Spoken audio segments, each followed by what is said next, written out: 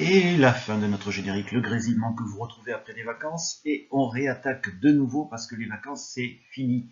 Avec une vidéo sur Los Muros en Latinoamérica et vidéo numéro 11. Alors avant de poursuivre, je voudrais faire une petite précision. J'ai enlevé la possibilité de mettre des commentaires sous les vidéos parce que sur mes vidéos de grammaire, où il n'y avait aucune vue, ce qui me semble normal, je me suis retrouvé avec un commentaire, 2 fois, de 2 chaînes YouTube différentes qui ne présentaient aucune vidéo, mais qui permettaient de s'abonner. Alors, ça m'a semblé bizarre, j'ai pas trop aimé, donc du coup j'ai préféré supprimer les commentaires. Si vous avez besoin de me contacter, hein, vous n'hésitez pas, vous passez par le mail professionnel, c'est-à-dire vous allez sur le site du collège, vous trouvez tout ça, vous m'envoyez un petit courrier et normalement je tarde pas trop à répondre. 2-3 jours au maximum. Allez, deuxième grésillement. Donc là, il s'agit du travail à faire pour cette rentrée à partir du lundi 4. Alors je dis bien du lundi 4. Vous vous organisez un petit peu comme vous le voulez et comme vous pouvez, hein, encore une fois. On est dans des circonstances qui sont tout à fait particulières. La vidéo sur laquelle on travaille s'intitule En América Latina, la desigualdad de clases está dividida por muros. Et l'adresse, le lien, pardon, se trouve ici. Donc vous pouvez aller le voir. Si j'ai bien fait mon travail, vous devez l'avoir en description sous la vidéo. Alors, le texte de la vidéo étudiée, qui apparaît ici, reprend tout ce qui est écrit dans la vidéo. C'est une vidéo où il n'y a pas de son, à proprement parler, rien n'est dit, aucun espagnol n'est prononcé. Il y a un petit texte illustré par des images qui l'accompagnent. Donc, j'ai réuni tout ce petit texte ici et on va voir un petit peu comment on peut travailler sur un texte. Ici, il est assez court, mais si vous savez travailler sur un texte court, vous saurez travailler sur un texte plus long. Donc, comment va-t-on aborder ce texte-là?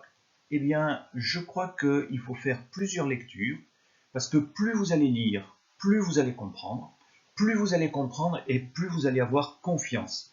Et le texte vous semblera plus facile. Lecture après lecture, sans se casser la tête, sans ouvrir forcément dans un premier temps un dictionnaire, sans le mettre dans Google Traduction ou Reverso, bien entendu, petit à petit, vous allez mieux comprendre le texte.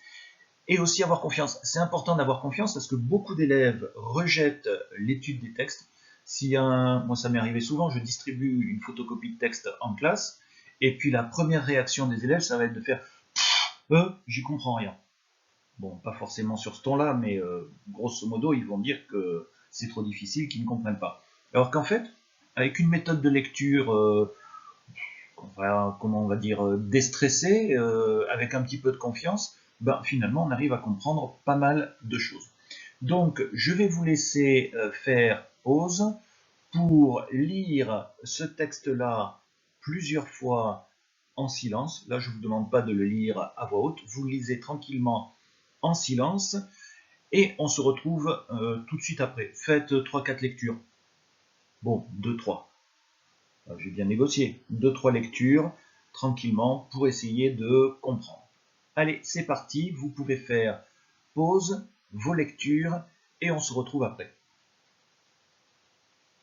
Oui, ben, j'ai fait semblant d'attendre que vous ayez fini. Et maintenant, on passe à la suite. Alors, la suite, de quoi s'agit-il? Eh bien, à mon avis, j'ai réussi à faire pause juste avant de tousser. Mais c'est pas facile.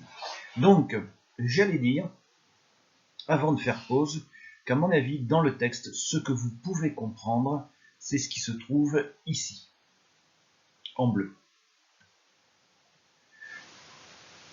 Donc, le texte que vous avez ici, je vais vous demander maintenant de le relire tranquillement et d'essayer de repérer ce que vous comprenez dans le texte.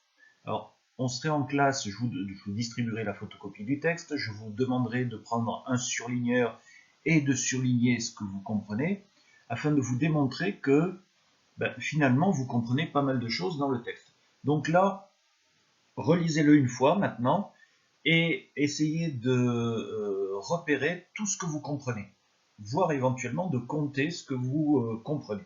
Voilà, je vous demande de faire pause maintenant et vous lisez en essayant de repérer ce que vous avez compris. Et on reprend maintenant avec la suite. Donc, à mon avis, ce que vous avez pu comprendre dans le texte est en bleu. Ça fait beaucoup. Il y a très peu de choses qui me semblent difficiles à comprendre. Donc, on va regarder un petit peu ce que vous avez pu comprendre, à mon avis. Alors, je parle en tant que classe. Après, individuellement, vous avez peut-être compris plus de choses, moins de choses. Ça, c'est un petit peu variable. Mais disons que globalement, ce qui est en bleu, c'est ce que les classes de 3e peuvent comprendre sur un texte comme celui-là. Alors, on commence en haut avec en Latinoamérica. Là, vous avez une information qui est importante. Vous savez que ça se situe en Amérique latine. Hay barreras, hay est très souvent utilisé par les élèves, un peu trop peut-être, ça veut dire il y a. Barreras ressemble beaucoup au français. Vous avez un nom commun sans article indéfini devant, donc c'est il y a des barrières, ça me semble assez clair, qui separan, ça ressemble énormément au verbe français. Vous voyez que c'est une 3e personne du pluriel du présent de l'indicatif. Donc, en Amérique latine, il y a des barrières qui séparent. Qui séparent qui? Ricos y pobres. Des riches et des pauvres. Donc, une première phrase très facile à comprendre. Vous voyez qu'elle est séparée du reste du texte parce qu'elle sert d'introduction. Et vous avez en quelque sorte là tout un résumé du texte. Déjà, avec en plus le titre qui normalement doit également être un résumé du texte s'il est bien fait. En Amérique latine, l'inégalité de classe est divisée par des murs, séparée par des murs. Ensuite, ligne 2, en Lima. Donc, comme ici, vous voyez qu'on parle d'un lieu, en Lima. Alors Lima, c'est une ville, c'est une capitale. C'est la capitale de quel pays? On en a parlé souvent, je vous ai souvent montré des vidéos là-dessus. C'est la capitale du Pérou. Donc, en Lima, un muro de 10 km de longitud.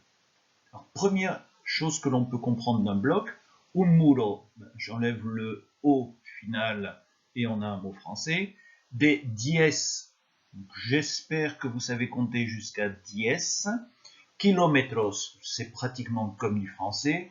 Des longitudes, on a ici le début du mot qui ressemble au français, donc à Lima, un mur de 10 km de long. Divide. Alors, ce mot ressemble un petit peu au français, en tout cas les 4 premières lettres qui se trouvent ici, et comme on l'a vu déjà dans le titre tout à fait en haut, vous comprenez que ça veut dire divise. Et ensuite, on a una de las zonas más pudientes. Alors, pudientes, normalement, vous ne savez pas ce que c'est, à moins d'avoir cherché dans un dictionnaire ou sur Google Traduction Reverso. Mais, una de las zonas, ça se comprend, divise une des zones les plus, je ne sais pas quoi, de, j'aurais pu le mettre en bleu, des una de las, donc divise ou sépare une des zones les plus, je ne sais pas quoi, d'un des barriadas les plus marginales, ça ressemble au français, marginaux, ou marginal. Donc, il y a une séparation entre deux zones, et chacune des zones est la plus ceci ou la plus marginale. Je reprends. À Lima, un mur de 10 km de long divise une des zones les plus, je ne sais pas quoi, d'une des, je ne sais pas quoi, les plus marginales. J'espère que vous connaissez le sens du mot marginal en français, sinon vous allez chercher dans un dictionnaire. Ensuite, es un muro de contención. Donc là, le verbe être, 3e personne, un muro, c'est du français quasiment, de contención. En français, on a le mot contention qui vient du verbe contenir. Donc c'est un mur de contention, un mur qui retient ici quelque chose. Para que las personas, para que, pour que, las personas, les personnes, probablement vous ne connaissez pas ces deux mots ici, peut-être sin pour certains d'entre vous. Ensuite, vous avez une négation. Donc, c'est un mur de contention pour que des personnes ne fassent pas quelque chose. Et ce quelque chose qu'elles ne doivent pas faire, c'est ici, c'est acerquen. Vous ne connaissez probablement pas ce verbe-là, d'autant plus qu'il est au subjonctif présent à cause de la présence de cette expression-là. On l'a vu ensemble sur le cours concernant le subjonctif. Para que déclenche l'utilisation du subjonctif. Donc, c'est un mur de contention pour que les personnes ne fassent pas quelque chose a las grandes casas. Alors attention, la préposition a indique souvent un mouvement vers. Donc le verbe qui est là est probablement un verbe de mouvement vers les grandes maisons, las grandes casas. J'espère que vous n'avez pas zozoté en prononçant casas à cause de la série espagnole La Casa de Papel. On ne zozote pas en espagnol. Bien, ensuite, en Villa 31 Buenos Aires. Bon, ça recommence, hein. Ici, on a de nouveau un lieu qui s'appelle Villa 31, qui se situe à Buenos Aires, qui est encore une capitale, qui est la capitale d'un pays d'Amérique du Sud qui s'appelle l'Argentine. C'est bien, je suis content que vous ayez trouvé. Je ne sais pas si vous avez trouvé, mais je fais semblant. Donc, à Villa 31 à Buenos Aires, un quelque chose de métallique.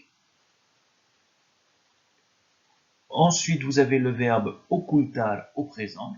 Alors, occulte en français, c'est quelque chose qui est caché, sous-entendu secret, mystérieux, etc. Mais en espagnol, ça veut dire simplement caché. Donc, quelque chose de métallique cache el suburbio. Vous faites de l'anglais, normalement, vous avez dû voir ce mot-là en anglais, que je ne prononcerai pas en anglais, je ne m'y risquerai pas, d'accord? Mais vous savez normalement que ça veut dire une banlieue, éventuellement un quartier, mais ça veut dire une banlieue. Donc, à Villa 31 Buenos Aires, quelque chose de métallique cache le quartier, ou la banlieue. Ça, même si vous ne savez pas exactement ce que c'est, vous devriez pouvoir deviner. Moi, je montre ça, je montre rien. Je montre ça, je montre rien. Mais à mon avis, ça peut se comprendre. Où est-ce que j'étais? Là. Alors ensuite, donc, cache la banlieue de quelque chose, celui-là peut-être vous devez connaître, de quelque chose des conducteurs, conductores. Donc on a à Villa 31 Buenos Aires, quelque chose de métallique qui cache la banlieue aux conducteurs. Sans doute en bord de route. Hein. Si vous regardez la vidéo, vous aurez la réponse pour le mot una valla. Vous saurez ce que c'est, puisque ça va apparaître à ce moment-là. Ensuite, avant-dernière phrase, qu'est-ce qu'on peut comprendre? El ejemplo, donc l'exemple de ce que vous avez ici, là, se repite en Santa Fe, Ciudad de México. Donc de nouveau, on nous parle d'un lieu, Santa Fe, Ciudad de México, ville de Mexico. Alors le X en espagnol, pour tout ce qui est au Mexique justement, a des prononciations parfois un petit peu particulières. L'autre problème de ce mot-là, Mexico, c'est que ça peut désigner deux choses. Ça peut désigner le pays, Mexico, ça peut désigner aussi sa capitale, Mexico. En français, on n'a pas ce problème-là puisqu'on dit Mexique et Mexico. Mais les Mexicains, pour faire la différence, quand ils parlent du pays, ils disent Mexico, et quand ils parlent de la capitale, ils disent Ciudad de México. Donc, qu'est-ce qui se passe à Ciudad de México? L'exemple ça ressemble à du français, se répète. Et ensuite, on nous parle d'une autre solution, enfin d'un autre exemple, la favela olímpica Villa Autódromo de Rio de Janeiro. Donc là, on change de pays, puisqu'on va à Rio de Janeiro, qui est une ville du Brésil, et on parle de favela. Alors ça, c'est un mot portugais, mais vous devez, puisqu'au Brésil on parle portugais, mais normalement vous devez savoir ce que ça veut dire, notamment parce que beaucoup d'entre vous ont sans doute vu des films qui se passent dans des zones comme ça. Je pense à Fast and Furious numéro je ne sais pas combien, qui se passe dans une favela. Bien, et ensuite, on termine par une phrase que j'ai mis un petit peu à part parce qu'elle sert de conclusion. Los muros de la desigualdad continúan separándonos. Là, normalement, toute cette phrase-là est compréhensible. Los muros, vous comprenez. De la desigualdad. Comme on a vu le titre, que vous avez fait des recherches pour le titre, vous savez que ça veut dire l'inégalité. Donc les murs de l'inégalité. Continúan, ça ressemble beaucoup à du français, continue. Alors continue à faire quoi? Separándonos. Là vous reconnaissez le verbe séparar, donc ça ressemble à du français. La terminaison ando correspond à un gérondif, en nous séparant par exemple, en séparant, pardon. Et nos à la fin, c'est un pronom réfléchi. J'ai vendu un petit peu la mèche, c'est nous. Donc les murs de l'inégalité continuent à nous séparer. En français, on traduirait plutôt comme ça. Bien. Alors, maintenant, si on prend, une fois que vous avez fait ce travail-là, il faut quand même prendre un petit peu de recul, ne serait-ce que pour, comment dire, j'ai encore fait E, ne serait-ce que pour, c'est vraiment difficile de ne pas dire E. Donc, vous devez prendre un petit peu de recul pour faire le résumé de ce que vous avez trouvé. Par exemple, vous savez que le document va parler de l'Amérique latine, plus particulièrement de Lima au Pérou, de Buenos Aires en Argentine, de Mexico au Mexique et de Rio de Janeiro. Bien, on parle de ces 4 endroits. Non, 1, 2, 3, 4, 5 endroits. Enfin bon. Ensuite, qu'est-ce qu'on explique? Ben, qu'il y a des barrières qui séparent riches et pauvres. Murs, barrières, ça probablement ça a un rapport. Et vous avez donc des murs de 10 km de long qui séparent riches et pauvres. Donc probablement ici vous avez une zone riche, là probablement un équivalent de zone marginale. Vous avez un mur ici pour que des personnes ne en direction de grandes maisons. À Buenos Aires, il y a quelque chose de métallique, probablement en rapport avec la barrière ou un mur qui cache le quartier des conducteurs. Et vous avez le même exemple à Mexico et à Rio de Janeiro. Et les murs de l'inégalité continuent à nous séparer. Donc voilà pour ce qui est de ce que vous avez pu comprendre. Maintenant, ce que vous n'avez pas compris, probablement, c'est tous les mots qui apparaissent ici en noir. Alors là, il n'y a pas 36 solutions. À ce moment-là, vous pouvez éventuellement les chercher dans le dictionnaire si ça vous gêne pour comprendre le texte. Ce n'est pas obligatoire de tout chercher. Par exemple, est-ce que vous avez besoin de chercher ce qui se trouve ici? Pas forcément. Le texte peut se comprendre sans avoir cherché ça. Est-ce que vous avez besoin de chercher exactement la traduction de ça? Peut-être pas forcément, parce que peut-être que vous avez deviné que c'était soit un synonyme, soit un équivalent de ça ou de ça. Qui sait? Donc, ça réduit encore le nombre de choses à chercher dans le dictionnaire, le nombre de choses indispensables à chercher dans le dictionnaire. Néanmoins, je vais quand même vous demander de faire pause et d'aller chercher dans le dictionnaire ce que peut signifier pudiente. Alors attention, il y a un S à la fin, c'est du pluriel, vous trouverez le singulier pudiente. Même chose, barriada, vous cherchez au singulier barriada sans le S. Vous cherchez sin parce que ce mot-là vous sera utile. Ce serait bien de le retenir, par exemple. Recursos, vous enlevez le S pour le chercher au singulier. Et alors, se acerquen, c'est particulier. Beaucoup d'élèves commettent des erreurs en cherchant les verbes dans le dictionnaire. Ils le cherchent sous sa forme conjuguée. Vous comprenez bien que dans un dictionnaire, on ne peut pas s'amuser à mettre tous les verbes et leur conjugaison à chaque personne pour tous les temps. Les dictionnaires seraient absolument énormes. Donc, quand on vous donne la traduction d'un verbe dans un dictionnaire, on va vous demander de le chercher à l'infinitif. Donc, vous devez remettre ce verbe-là à l'infinitif. Et là, ça pose un petit problème. Parce que ce verbe-là, au subjonctif présent, a subi une modification orthographique ici. Le verbe à l'infinitif s'écrit A, C, E, R, C, A, R. Je répète, A, C, E, R, C, A, R. Acercar. Donc vous devez aller chercher le verbe acercar. Et ne pas oublier, une fois que vous l'aurez trouvé, qu'il s'agit d'un verbe pronominal. À l'infinitif, ce verbe complet là, tout ça, ça donne acercarse. Le C, SE, est collé à la fin de l'infinitif, acercarse. Donc vous devez chercher le verbe acercarse, ou acercar, et vous mettez éventuellement un pronom réfléchi devant. Vous avez à trouver una balia, qui ne posera pas de problème, je pense, particulier de recherche. Et ensuite, ici, en fait, je n'aurais dû mettre en noir que ce mot-là. Beaucoup d'entre vous devraient pouvoir deviner ce que ça signifie, mais vous le cherchez également dans le dictionnaire. Voilà, je vous laisse faire. Vous faites pause, vous cherchez dans le dictionnaire, et on se retrouve après pour la suite. Oui, ça c'est le petit silence pour montrer que vous avez cherché, que vous avez fait pause, et on reprend.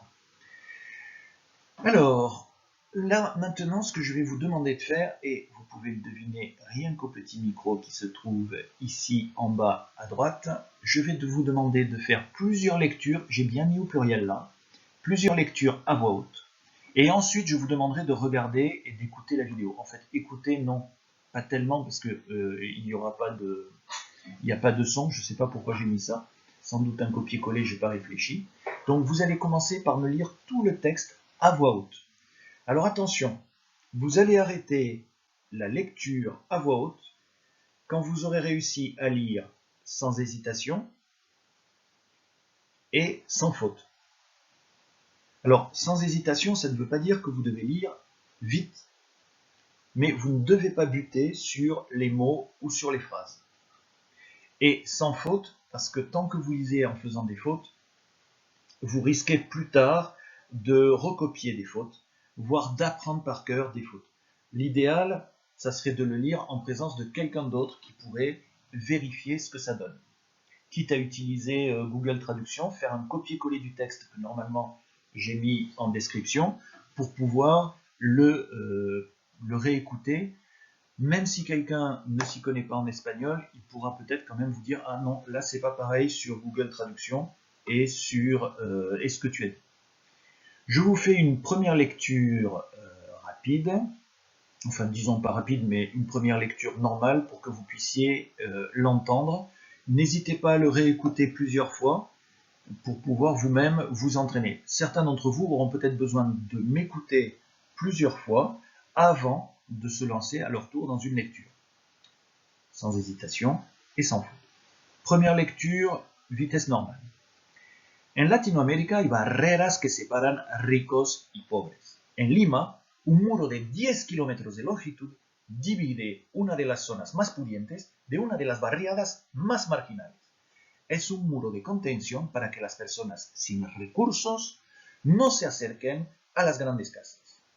En Villa 31, Buenos Aires, una valla metálica oculta el suburbio de la vista de los conductores. El ejemplo se repite en Santa Fe, Ciudad de México, o en la favela olímpica, Villa Autódromo de Río de Janeiro. Los muros de la desigualdad continúan separándonos. Donc voilà un exemple de lecture à vitesse assez normale. Je vais faire une deuxième lecture peut-être plus lente.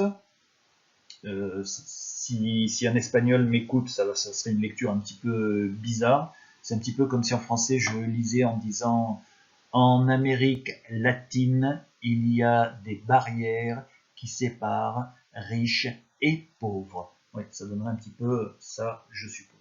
Mais bon, pour certains d'entre vous, ça sera peut-être quand même utile. Donc, je reprends la lecture une fois à vitesse lente. En Latinoamérica hay barreras que separan ricos y pobres. En Lima, un muro de 10 kilómetros de longitud divide una de las zonas más pudientes de una de las barriadas más marginales. Es un muro de contención para que las personas sin recursos no se acerquen a las grandes casas. En Villa 31, Buenos Aires, una valla metálica oculta el suburbio de la vista de los conductores. El ejemplo se repite en Santa Fe, Ciudad de México, o en la favela olímpica Villa Autódromo de Río de Janeiro. Los muros de la desigualdad continúan separándonos. Voilà, oh, ça m'a énervé, je recommence à vitesse normale. Allez, c'est reparti. Non, il faut que je décontamine un petit peu. Donc je vous relis tout ça à vitesse normale.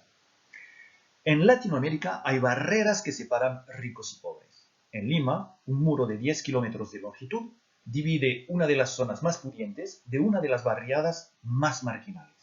Es un muro de contención para que las personas sin recursos no se acerquen a las grandes casas. En Villa 31, Buenos Aires, una valla metálica oculta el suburbio de la vista de los conductores. El ejemplo se repite en Santa Fe, Ciudad de México, o en la favela olímpica Villa Autódromo de Río de Janeiro. Los muros de la desigualdad continúan separándonos. Ah, ça va mieux. Bon, qu'est-ce que j'ai prévu après? Ah, bon, c'est fini. Voilà. Donc là, c'était vraiment un petit exercice de compréhension. Pratiquement, je pense que la vidéo vous aura pris plus de temps que le travail à faire en lui-même. C'est un travail d'oral. Donc, petite précision, probablement que les cours à distance, je les publierai pour les troisièmes le lundi et alors mardi c'est les quatrièmes, mercredi c'est les cinquièmes et le jeudi. Je pense que je vais faire comme ça parce que publier 3 vidéos un jour précis, c'est très difficile vu la qualité de la connexion que j'ai. Ça met des heures et des heures avant de se uploader. Je viens de parler comme un jeune youtubeur. Avant de s'uploader sur YouTube, ça prend énormément de temps. Voilà, je vous laisse avec cette petite vision de la classe d'espagnol et on se retrouve pour la prochaine vidéo.